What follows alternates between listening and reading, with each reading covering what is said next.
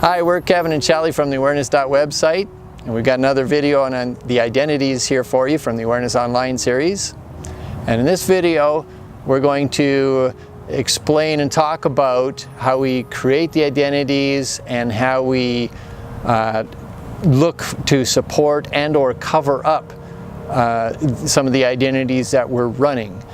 And this can get really complicated and really confusing, so we'll try and keep it as simple as possible. So stay tuned.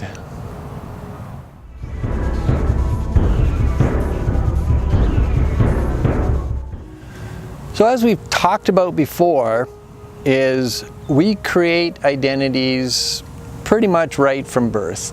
So all our experiences that we have, all the interactions, and initially obviously from our parents, we learn to create this view of ourselves. And as we get older, the view expands, and so we start to look for support and how we can continue to support and keep these identities running. So obviously when we're children, from our authorities, the parents, the peers, and all that, the teachers, we have nothing to contradict what they're telling us, nothing to say that there's something more to the story. So we tend to take things quite literally. And to give you an example of that was a situation where when I was somewhere around 4 years old, I had somehow developed this fear of bumblebees. Now, where exactly that came from, I'm not sure, but probably stories, things I'd heard that how they can sting you. I'd never been stung by a bee, but I had a story.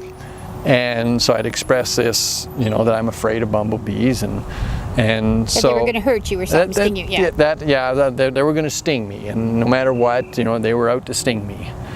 And so, I suppose my mother was being, helpful in the way that she felt a mother was supposed to, but she told me the solution was to stand perfectly still. So if a bee came around, you stood perfectly still, and the bee would just eventually leave. And so I was quite happy about this, and so I had an opportunity quite shortly afterwards to try out this solution. I was out playing beside the house, and there's a row of flowers alongside of the house, and along comes this big fat bumblebee. When you're 4 years old, bumblebees are absolutely humongous.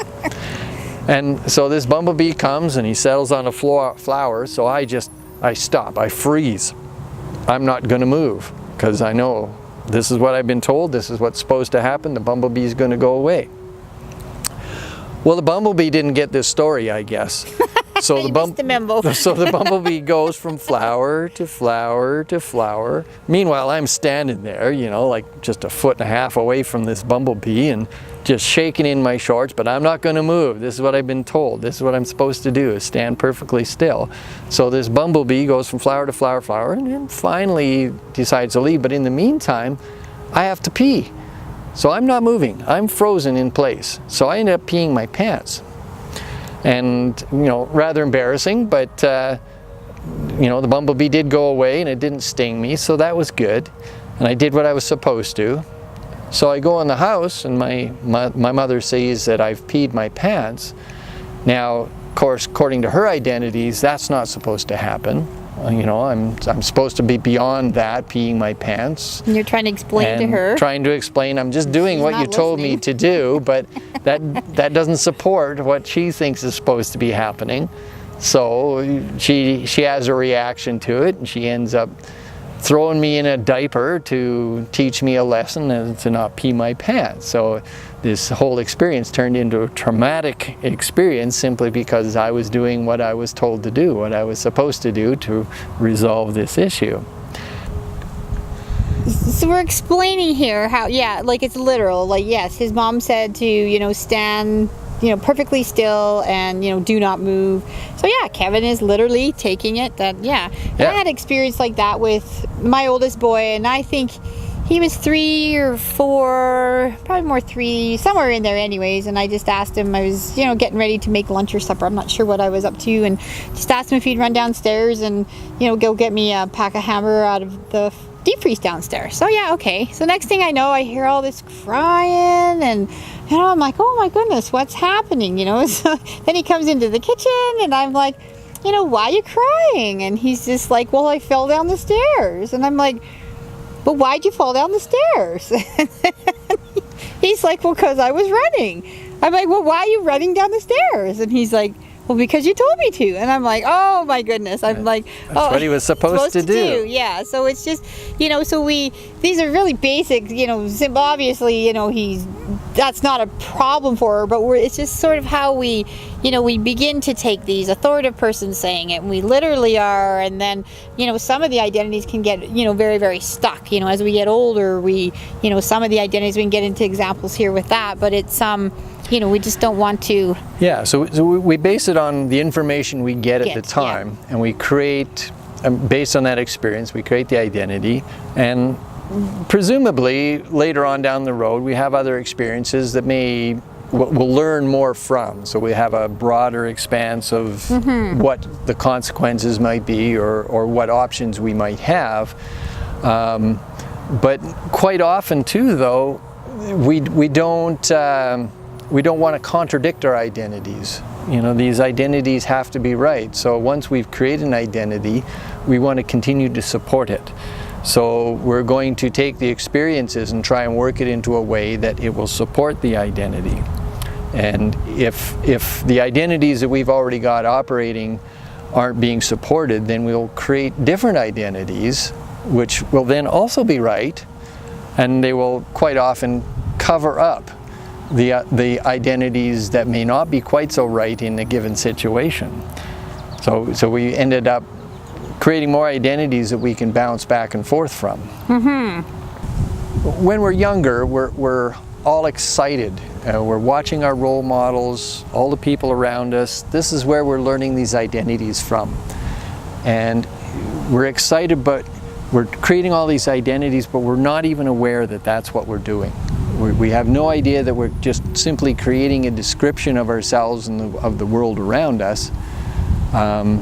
But yeah, we're just excited, and eventually we've got this whole picture that just needs to be supported all the time.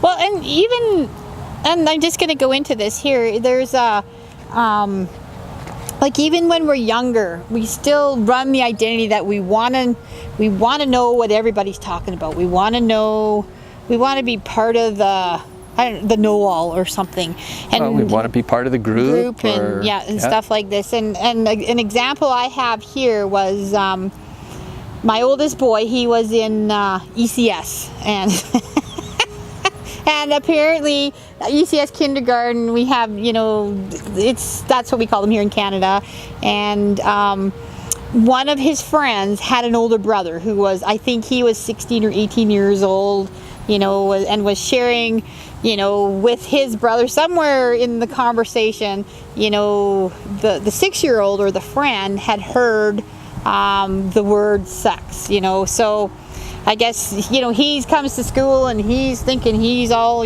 cool or whatever, and he knows all about sex. And so Curtis, that's my oldest boy, he doesn't know about sex. So apparently he stops on the way home at Grandma's house, and, yeah, I find all this out later. When he stopped at Grandma's house to find out what, sex is all about, and so Grandma just tells him that it's kissing, and so no details, because you don't, he's 6. But after that he was okay with it. Like, he was really good with, he knew what sex was all about. He was part of that group, and he started, creating that identity.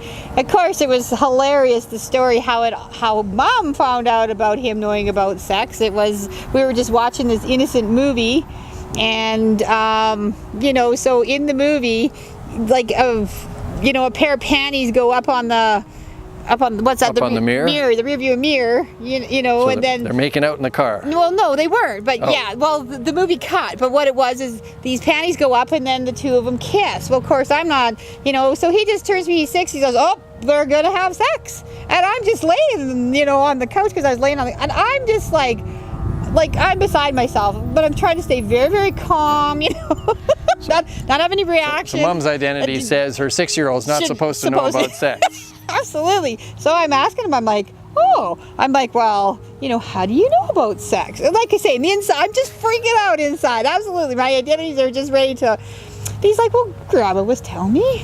And I'm like, what? You know, and then I'm like, oh, you know, calm again. I'm like, well, what did Grandma tell you, you know, sex was? And, you know, like, I seriously, I'm coming apart inside. Like, I'm just thinking, what on earth is going on here?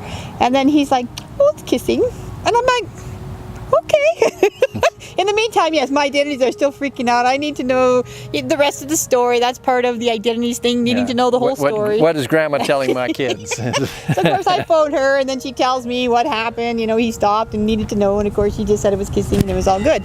But yeah, that's part of this, you know, right, even from a young age, the identities they still need to know or be part of that. Well, so excited and so open to more information because we're trying to create some kind of awareness of ourselves. Yeah, and then, oh, okay, well, you know, my buddy here knows about sex. Now I know about sex, and hey, I'm all, you know, I'm all good. I'm good with that. We're part of the group, and but like I say, yeah, my identities were not super excited about it. They were relieved after, absolutely, but in the beginning, holy man, just and that kind of thing leads, I mean, it can lead to all kinds of different miscommunications. Yes. So everybody's got their own interpretation of what's going on based on their identities, based on the information and the experiences they have.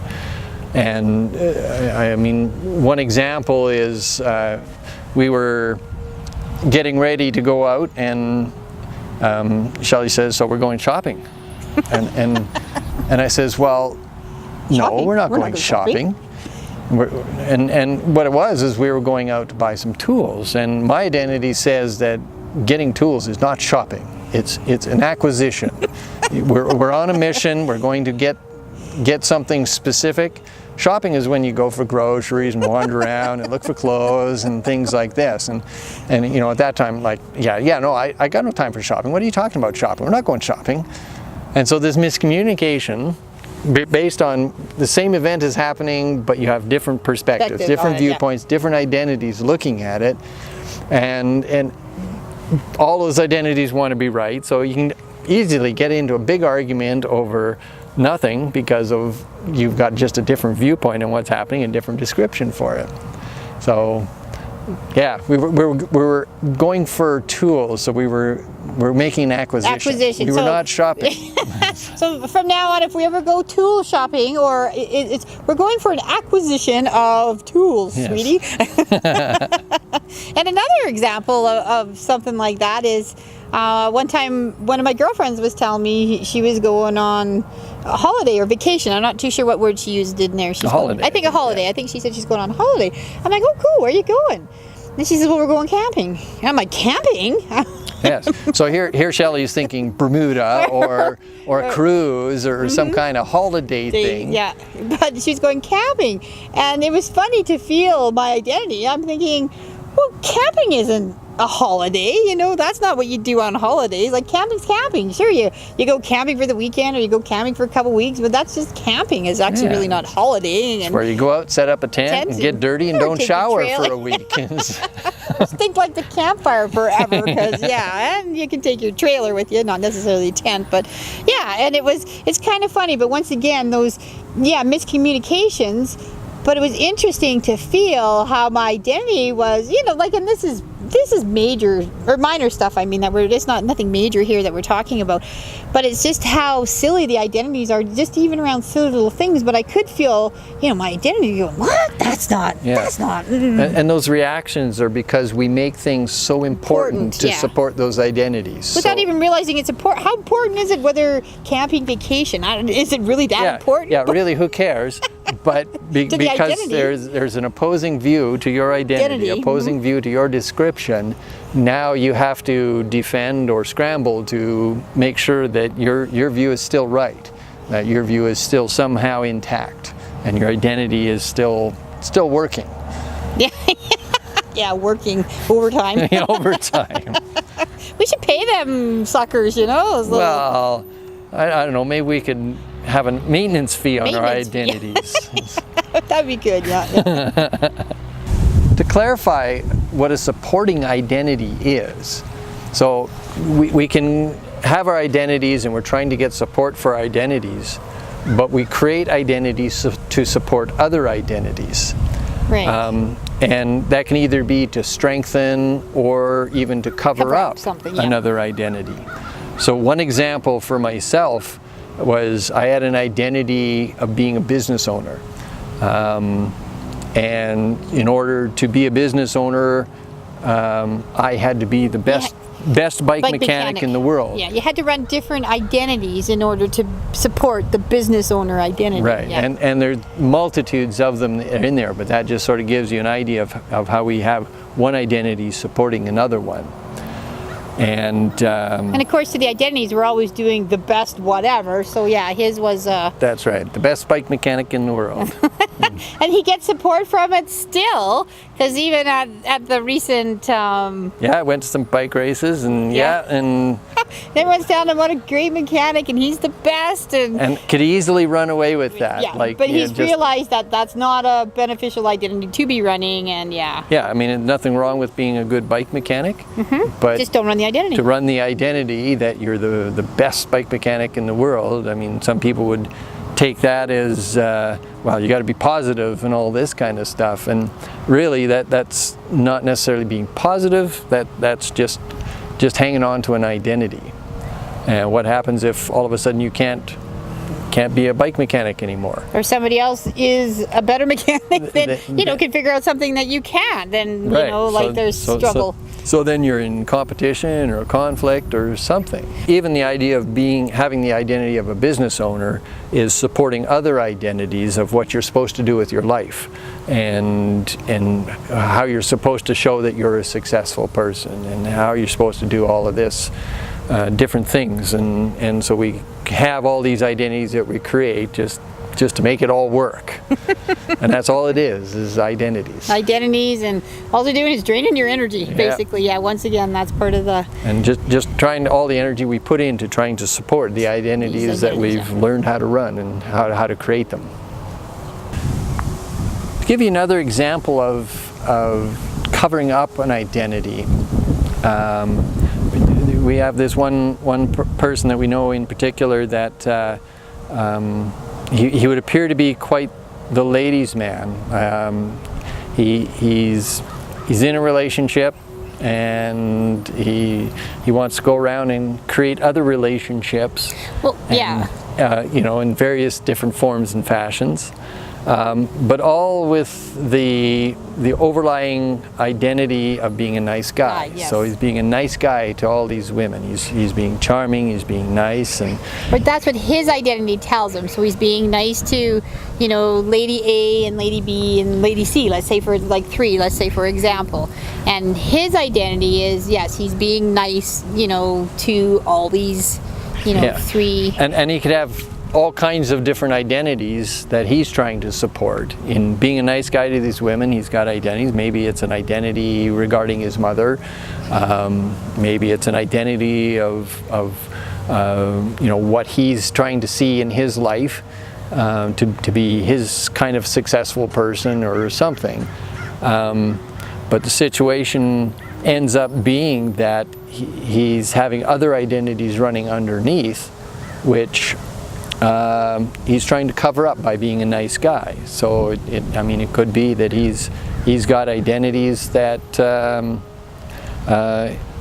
he just wants to, be the ladies' man or be whatever.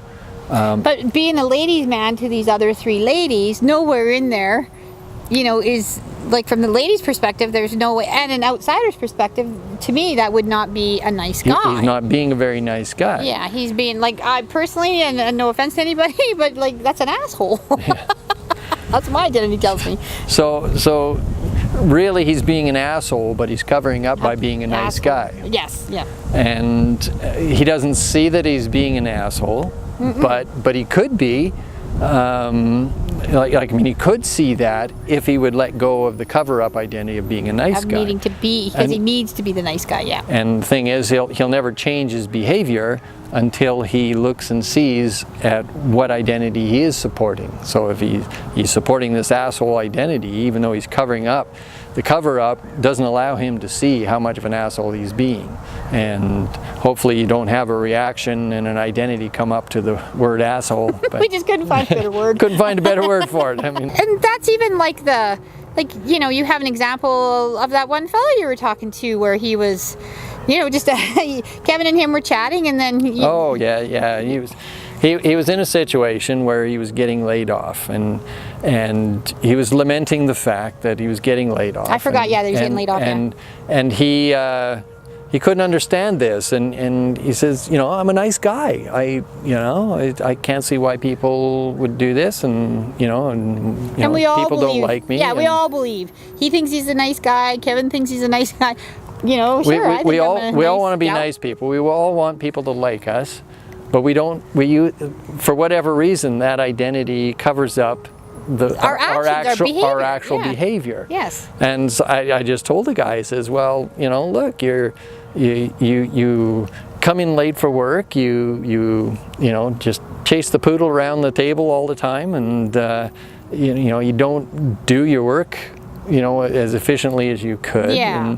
And you know, you're not always the nicest guy to talk to.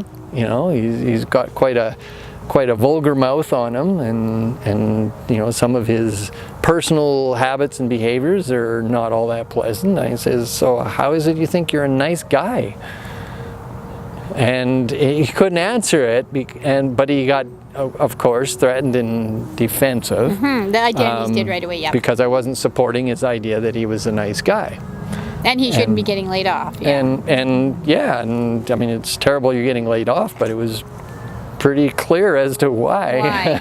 Just from some of the stories, yeah, Kevin, like he had shared with Kevin of what he was doing, yeah.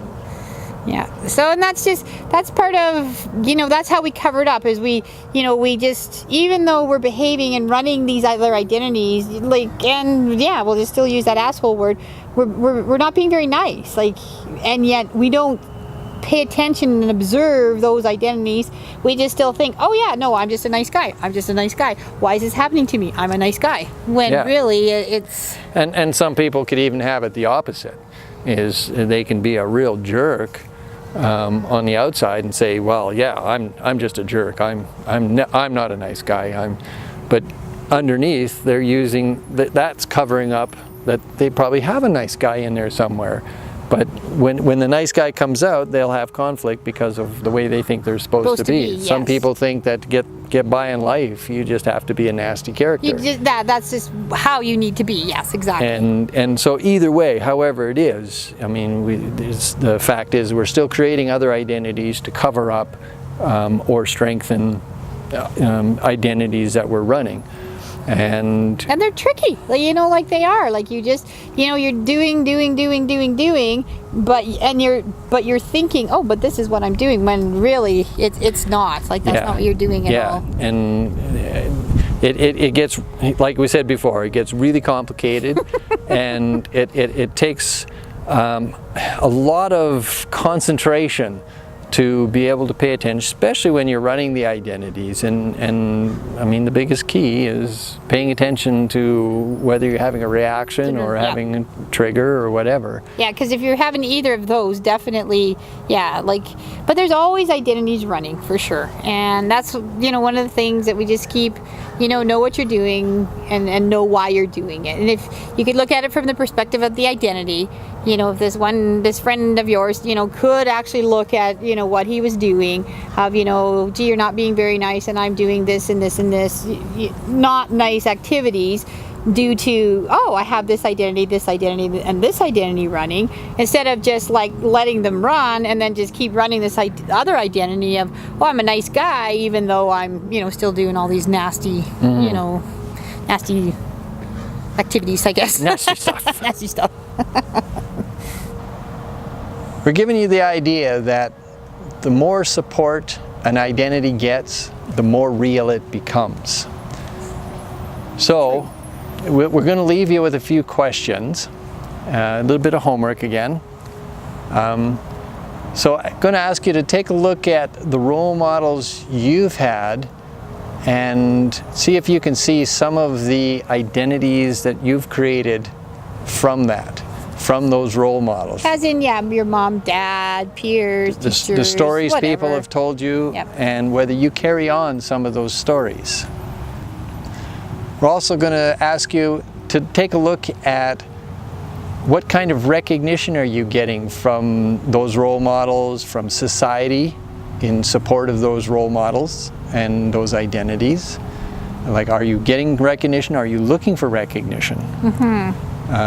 Most of us do. Most of us look for, you know, once again, back to the example with the fella, you know, being the ladies' man. He's looking for the recognition from, you know, all women, not just, you know, for the most part, probably not certain women.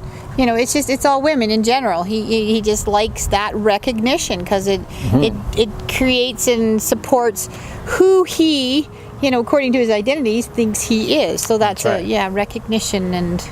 Yeah, so that's the question. Are you getting recognition for who you think you are? And from and if where? So, yeah, what identities exactly? Yes. Yeah. And who? Yeah. And then to follow up on that, whose identities are you supporting? Who are you giving recognition to support their identities? And being able to observe what identities those people are running and how you're supporting those can give you some clues to your own side of it, to your own identities. And once again, no judgment, you know, this isn't, oh my God, you're doing something wrong or bad. Yeah, this is more an exercise of self-awareness and self-empowerment, as to being able to see what you're doing, knowing what you're doing and why. When it comes down to that. We're a broken record over here. Well, that's it for this identity, or pardon me, that's it for this video. So hopefully this is making sense to you. Leave some comments, come back to us, let us know what you're finding. And if you're having a question of any way, shape, or form, yeah, definitely, you know, contact us. We've had a few people contact us just, you know, via email, which is fine too, and, you know, respond back to them, and, you know, as much as we can help out with different, you know, ideas and, you know, different ways to help them through what they're, you know, coming up against. Well, yeah, and mostly helping people to being able to look at their identities. It's not that we're going to look at trying to help you resolve the conflict you're having or anything, because just can't do that. But if you can recognize your own identities, and it's not all that easy, so quite often it's great to have some help to do that, to recognize your own identities. So yeah, stay tuned for more, subscribe to our channel, and we'll see you later. See you later.